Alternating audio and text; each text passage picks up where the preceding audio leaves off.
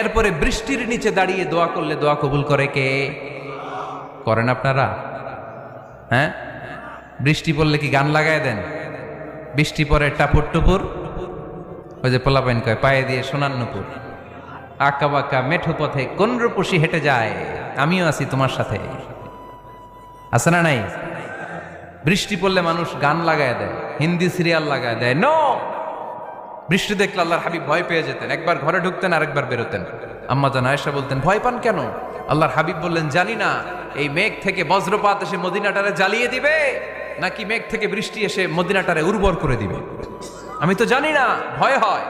দোয়া করতেন, আল্লাহুম্মা আসকিনা গাইসান মুগীসান মারিআন মারিআন নাফিআন গায়রা দার আজিলান গায়রা আজিল।